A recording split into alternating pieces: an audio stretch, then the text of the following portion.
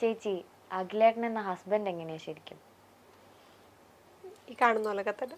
6 അടി നീളത്തിൽ എന്നാലും പറ കറക്റ്റ് ആയിട്ട് അഖിലേട്ടൻ എന്ന ഭർത്താവ് എങ്ങനെയാ ശരിക്കും? ഞാൻ നേരത്തെ പറഞ്ഞിട്ടുണ്ട്. ഏതർത്ഥത്തിലാണ് ഉദ്ദേശിച്ചത്?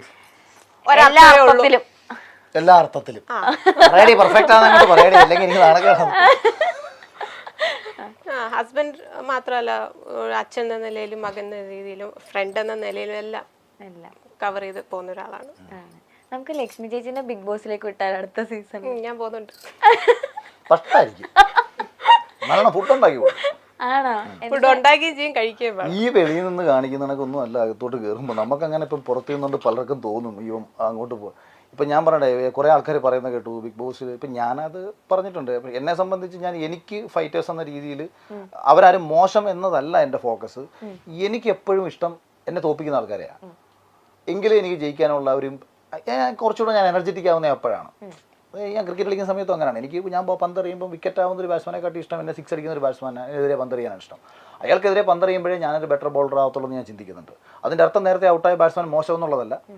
അത് കണക്കാണ് ഹൗസിലും. ഈ ഹൗസിൽ വന്ന എല്ലാവരും ഗംഭീര പ്ലേയേഴ്സ് തന്നെയാണ്. പക്ഷേ അവരൊക്കെ എന്തുകൊണ്ട് അതിനകത്ത് പരാജയപ്പെട്ടു എന്ന് ചോദിച്ചാൽ അവർ പുറത്ത് അവർക്ക് കിട്ടിക്കൊണ്ടിരുന്ന ഒരു ഫ്രീഡമോ അല്ലെങ്കിൽ മൈൻഡിൻ്റെ ഒരു വൈബോ ഒന്നും അകത്ത് വന്നാൽ കിട്ടത്തില്ല. അതൊരു 1 വീക്ക്. ഇപ്പോൾ ഹനാൻ എന്ന് പറയുന്ന കുട്ടിയുടെ കാര്യം എടുത്ത് നോക്കൂ. ഹനാൻ എത്രത്തോളം എനർജറ്റിക് ആണ് പുറത്ത്, എത്രത്തോളം മനോഹരമായിട്ട് അവൾ സംസാരിക്കുന്നുണ്ട്. 2 ദിവസമായപ്പോൾ തന്നെ ഹനാനെ അവിടുത്തെ സർവൈവ് ചെയ്യാൻ പറ്റിയില്ല. ഒമർ ആരും എന്തു അഭിപ്രായം പറയാൻ ഒരു മടിയില്ലാത്തതാണ് ഒമർ. അയാൾക്ക് അങ്ങനെ വലിപ്പ ചെറുപ്പമൊന്നുമില്ല. അയാൾ സത്യസന്ധമായിട്ട് അഭിപ്രായം സംസാരിക്കും. പേഴ്സണലി ഒരു നല്ല മനസ്സിൻ്റെ ഉടമയുമാണ് ഒമറിനെ. ഞാൻ മനസ്സിലാക്കുന്നിടത്തോളം ഒരു നല്ല മനുഷ്യനാണ് അയാൾ. അപ്പം ഒമറിനകത്ത് വന്നപ്പോൾ സർവൈവ് ചെയ്യാൻ പറ്റുന്നില്ല. അപ്പം നമുക്കിപ്പോൾ ഇവിടെ അടുത്ത് വളരെ നിസ്സാരമായിട്ട് ഇപ്പം ലക്ഷ്മിക്ക് പോകാൻ പറ്റുമെന്ന് വെച്ചാൽ പോകാന്നൊക്കെ പെട്ടെന്ന് പറഞ്ഞേക്കാം. പക്ഷേ അല്ല പല ആൾക്കാർ എൻ്റെ അടുത്ത് ചോദിക്കുമ്പോൾ ഞാൻ പറയുന്നുണ്ട്. പക്ഷേ അതിനകത്ത് പോയിട്ട് സർവൈവ് ചെയ്യുക എന്ന് പറയുന്നിടത്താണ് സക്സസ്. അവിടാണ് വിജയം. അത് ചിലപ്പം പുറത്ത് റിനോഷിന്റെ പാട്ട്, ഈ മല്ലു എന്നൊക്കെ പറയുന്ന പാട്ട് ആക്ച്വലി ഞാൻ പുറത്തിറങ്ങിയിട്ട് കേട്ടെ എന്ത് ഗംഭീരമായിട്ടാണോ ചെയ്തിരിക്കുന്നത് അറിയോ. ഞാൻ ഫസ്റ്റ് ടൈം കേൾക്കുന്നത്. എനിക്കവനെ സത്യത്തിൽ ഞാൻ അടുത്ത സമയത്ത് ആരോട് സംസാരിച്ചപ്പോൾ ഞാൻ പറഞ്ഞു, റിനോഷ് പലപ്പോഴും പൊട്ടിത്തെറിച്ചിട്ടുണ്ട് ഹൗസിൽ. അവൻ അങ്ങനെ അങ്ങ് തുടർന്നിരുന്നെങ്കിൽ അവൻ നല്ലൊരു കോമ്പറ്റീറ്റർ ആയിരുന്നു എനിക്ക്. അവൻ അങ്ങനെ അങ്ങ് തുടർന്നിരുന്നെങ്കിൽ. പക്ഷേ കക്ഷി അഭിനയിക്കാൻ ശ്രമിച്ചു. അവിടാണ് പറ്റിയ പ്രശ്നം. ആക്ട് ചെയ്യാൻ ശ്രമിച്ചിടത്താണ്. ആവശ്യമുള്ള സമയത്ത് അങ്ങനെയല്ല. നമ്മുടെ ഇമോഷൻസിനെ നമ്മൾ കട്ട് ഓഫ് ചെയ്യാൻ ശ്രമിക്കുന്നതിനെക്കാട്ടി നല്ലത് തുറന്നു വിടുന്നത് തന്നെയാണ് നല്ലത്.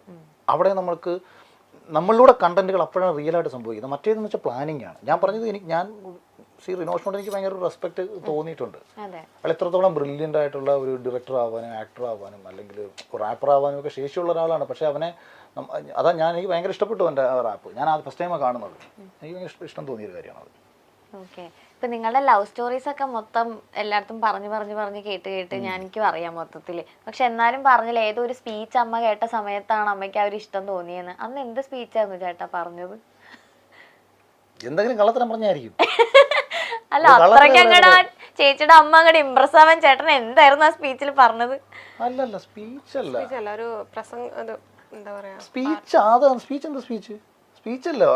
ഞാൻ പാർട്ടിയിൽ അത്യാവശ്യം യൂത്ത് കോൺഗ്രസിലൊക്കെ ഉള്ള സമയത്ത് ഭയങ്കര ആക്റ്റീവായിട്ട് നിൽക്കുന്ന സമയത്ത് അതൊന്നും അല്ല. ഇവർക്കിടെ വീടിൻ്റെ പണി മുടങ്ങി കിടക്കുമായിരുന്നു. ഒരു കോൺട്രാക്ടർ വരെ പറ്റിച്ചൊരു 2.5 വർഷമായിട്ട് പണി മുടങ്ങി കിടക്കുമായിരുന്നു. ഇവർ പല ആൾക്കാരെയും പോയി കാണുന്നുണ്ട് ഇത് റെഡിയാക്കി എടുക്കാൻ വേണ്ടിയിട്ട്. അപ്പോൾ അത്യാവശ്യം അടിയും വഴക്കും കൊണ്ടായിച്ചൊക്കെ ആയിട്ട് നടക്കുന്ന ഒരുത്തനെ വേണമല്ലോ. അങ്ങനെ നമ്മളെ പൊക്കിയതാവുന്നു. അങ്ങനെ വന്നിട്ട് തന്ത്രപരമായിട്ട് സംസാരിച്ച് ഇത് എന്തോ ഈ വിജിക്കാർ ചെമ്പൂൻ്റെ കണക്ക് സംഭവം അങ്ങ് നടന്നപ്പോൾ പിന്നെ ഞാൻ ഈ ഓപ്പണായിട്ടൊന്ന് സംസാരിക്കുന്നുണ്ട്. ഇവരുടെ അമ്മ അവരോടത്തിന് മാടമ്പിയ എന്തോ വലിയ ഗെയിമിയാന്ന വിചാരം. ലോകത്തുള്ള പല ആൾക്കാരെയും അടിച്ച് അയ്യോ വക്കീലുവാ. അപ്പൊ ഇവരെ നിലയ്ക്ക് നിർത്താൻ വേണ്ടിയിട്ട് ദൈവം എന്നെ സൃഷ്ടിച്ചെന്നാ പിന്നീട് എനിക്ക് തോന്നി. ഒരു മനുഷ്യൻ പറഞ്ഞ ഒരു കേൾക്കത്തില്ല.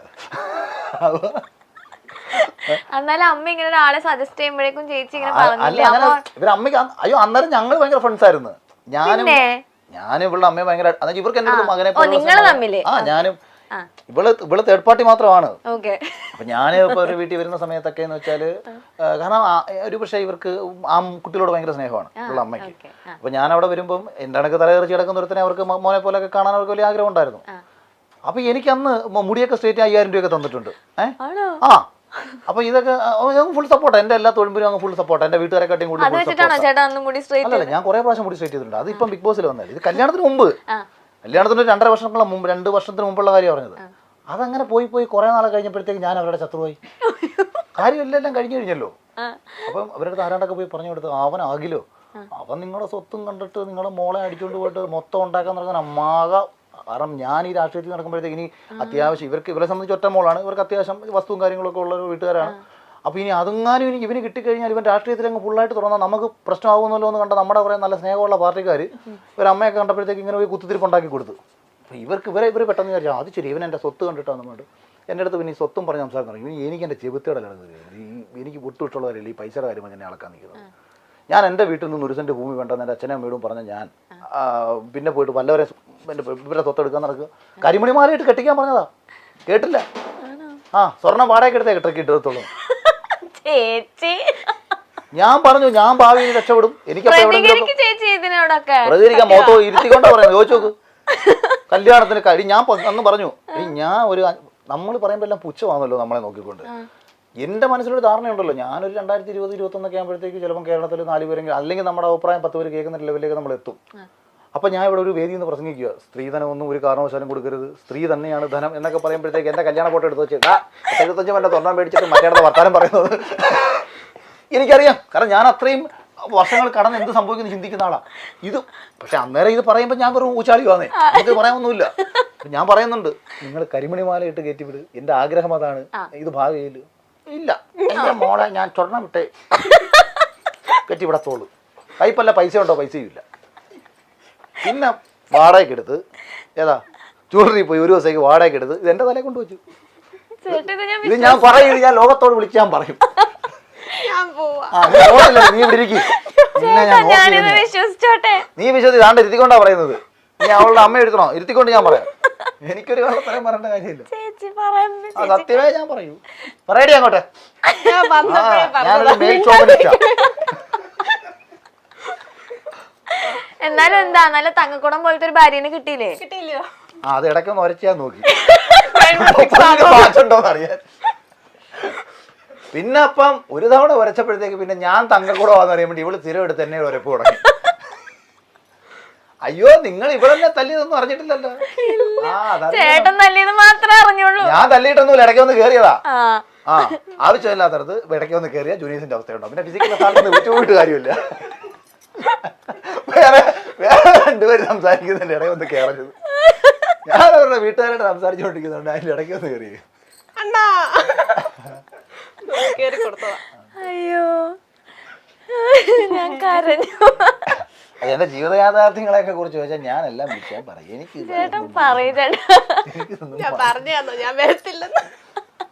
ഇവിടെ ഒറ്റയ്ക്ക് ഇരുന്ന് ഇവള് എന്തൊക്കെ പറഞ്ഞിട്ടുണ്ടെന്ന് ഞാൻ ഇതുവരെ കേട്ടിട്ടില്ല കേട്ടോ.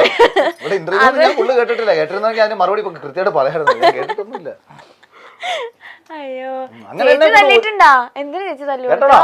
പാർവതി അങ്ങനെ ഇവര് ഒരു കാരണവശാലും പിന്നെ അവസാനം കല്യാണം കഴിക്കാൻ പറ്റത്തില്ലെന്നായി. എന്നെ ഞാൻ അത് കയറിപ്പോരെന്നായി. 2 വർഷം നമ്മളവിടെ പഠിത്തം കഴിഞ്ഞിട്ട് കെട്ടിക്കാന്നാ പറഞ്ഞത്. ആരുടെ പഠിത്തം? എന്റെ പഠിത്തം. അത് ഏത് വർഷം കഴിയുമെന്നാ? ഒരക്ഷരം പഠിക്കത്തില്ല. 2 തവണ ഡിഗ്രിക്ക് പോയി. ആനന്ദ് കൊട്ടാരക്കര കോളേജ് 2 വർഷം പഠിച്ചു. പിന്നെ പോയി പ്രൈവറ്റ് ആയിട്ട് 2 വർഷം പഠിച്ചു. 2 വർഷം പഠിച്ചിട്ടുള്ളൂ. അങ്ങനെ 4 വർഷം ഡിഗ്രി ഉണ്ട്, പക്ഷെ ഡിഗ്രി ഇല്ല.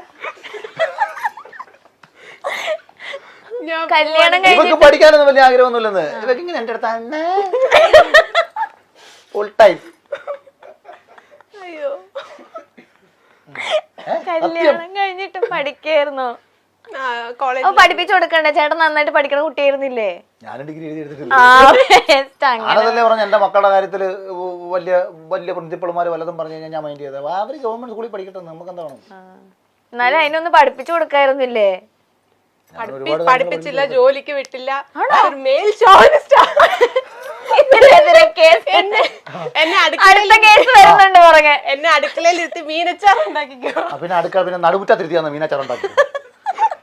അടുക്കളയിൽ ആ സ്നേഹത്തിന്റെ പുറത്താ മീനച്ചാർ കൊണ്ട് കൊടുത്തത്. ചോദിക്കാം അങ്ങോട്ട്. പാവം ചേച്ചി. എന്താ ചേട്ടൻ കാണിക്കുന്നത്? ആ പറ ചേച്ചി. ഇടി പെണ്ണുമ്പോഴാണ് നിധി മേടിക്കുന്നവനല്ലടി മെയിൽ ഷോവിനിസ്റ്റ്. ഇപ്പോൾ അർത്ഥം മാറ്റി എഴുതിയേക്കുക. അപ്പൊ ചേട്ടന് നല്ല ഇടി കൊണ്ടിട്ടുണ്ടല്ലേ? ഇഷ്ടം പോലെ. ഇവരും ഇവരുടെ 2 മക്കളും അമ്മയുടെ കിട്ടിയിട്ടുണ്ട്. ഇവരുടെ അയ്യോ പിന്നെ ഞാൻ എന്നെ സംബന്ധിച്ച് ഞാൻ ഈ ദേഷ്യം വരുമ്പോൾ ഉള്ള ബഹളവേ ഉള്ളൂ, അല്ലാതെ അപ്പൊ ഇങ്ങനെ നിടിയുള്ള എന്റെ സ്വഭാവം. ഞാൻ മനസ്സിൽ കൊണ്ട് നടന്ന് കൊടുക്കും. ആ ആണല്ലേ? ഇങ്ങനെ ഇങ്ങനെ ഇവിടെ നിന്ന് ഇറങ്ങുമ്പോ അടുത്തടി കാണും. ഇങ്ങനെ മനസ്സിൽ വെച്ചേക്കും. എന്നിട്ട് പറയും പണ്ട് നിങ്ങൾ അന്ന് എന്നോട് അങ്ങനെ പണ്ടത്തെ ഇപ്പോഴും കേൾക്കാറുണ്ടോ കഥ? അതുകൊണ്ടാണ് ഞാൻ ഇപ്പോൾ ഇങ്ങനെ പെരുമാറുന്നത്. ചില സമയത്തൊക്കെ ഇങ്ങനെ എനിക്കിത് കണക്ക് ഈ വീട്ടിനകത്ത് ഇങ്ങനെ എന്തെങ്കിലും പറയുമ്പോഴത്തേക്ക് ഇയാളെ ചെറിയ ഭാഷണപ്പെടുത്തേക്ക് കാണിച്ചിരിക്കും. ഞാനെന്തോ ഇത് തലേ ദിവസം എനിക്കൊന്നും ഓർമ്മ കിട്ടുന്നില്ലല്ലോ. അപ്പോഴാ 2 വർഷം മുമ്പ് എന്താണ്ട് ചെയ്തെന്ന്, പഴകഞ്ഞി കൊടുത്തപ്പോൾ അതിനകത്ത് മുളകിൻ്റെ അരിവ് കൂടിപ്പോയെന്നോ അല്ലെങ്കിൽ എൻ്റെ അമ്മ രസം ഉണ്ടാക്കി കൊടുത്തില്ലെന്നോ എന്നൊക്കെ പറഞ്ഞിട്ട്, ഇവള് ഗർഭിണിയായിട്ടിരുന്നപ്പോൾ അമ്മ രസം ഉണ്ടാക്കി കൊടുത്തില്ലെന്നോ. ഇങ്ങനെയൊക്കെയാണ് കുറെ വർഷം കഴിയുമ്പോൾ കുറ്റം പറഞ്ഞു വരുന്നത്. സോഷ്യൽ മീഡിയയിലൂടെ വിമർശനങ്ങളിലൂടെയും നിരവധി കുറിപ്പുകളിലൂടെയും രാഷ്ട്രീയ കാര്യങ്ങളിലൂടെയും ഒക്കെ നമുക്ക് നേരത്തെ അറിയാവുന്ന ആളാണ് അഖിൽ മാരാർ. ബിഗ് ബോസിലെത്തിയതോടെ അഖിൽ മാരാരെ പറ്റിയുള്ള കൂടുതൽ കാര്യങ്ങളാണ് നമ്മൾ അറിഞ്ഞത്. അഖിൽ മാരാരുടെ ഭാര്യ രാജലക്ഷ്മി ഒരു നർത്തകിയാണ്. പലപ്പോഴും അഖിൽ മാരാർ ഒരു ഷോവനിസ്റ്റ് ആണ്, ഭാര്യയ്ക്ക് സ്വാതന്ത്ര്യം കൊടുക്കാത്ത ആളാണ് എന്നൊക്കെ പറയാറുണ്ടെങ്കിലും ഇവരുടെ ഇന്റർവ്യൂ കാണുമ്പോൾ നമുക്ക് മനസ്സിലാകും ഇവർ തമ്മിൽ എന്തോരം സ്നേഹമാണുള്ളതെന്ന്. ഇവരുടെ കല്യാണം എങ്ങനെയാണ് നടന്നത് എന്ന് അഖിൽ മാരാർ പറയുന്നുണ്ട്. സ്ത്രീധനത്തിനെതിരെ സംസാരിക്കുന്ന ആളാണ് അഖിൽ മാരാർ. എന്നാൽ രാജലക്ഷ്മിയുടെ അമ്മയ്ക്ക്, അഖിലിന്റെ ഭാര്യയുടെ അമ്മയ്ക്ക് അവളെ നിറ സ്വർണത്തോടെ കല്യാണം കഴിപ്പിക്കണമെന്നായിരുന്നു. അതുകൊണ്ട് തന്നെ അങ്ങനെ സ്വർണം വാടകയ്ക്ക് എടുത്താണ് കെട്ടിച്ചതെന്നാണ് അഖിൽ മാരാർ ഇപ്പോൾ തുറന്നു പറയുന്നത്. അത് മാത്രമല്ല, ആദ്യം ഭാര്യയുടെ അമ്മയുമായി നല്ല സൗഹൃദത്തിലായിരുന്നെങ്കിലും പിന്നീട് താൻ ശത്രുവായി. അവരുടെ സ്വത്തെല്ലാം എടുക്കാൻ വന്ന ആളായിട്ടാണ് തന്നെ കണ്ടത്. മാത്രമല്ല, തന്റെ ഭാര്യ തന്നെ തല്ലിയതിനെ കുറിച്ചും അഖിൽ തുറന്നു പറയുന്നുണ്ട്.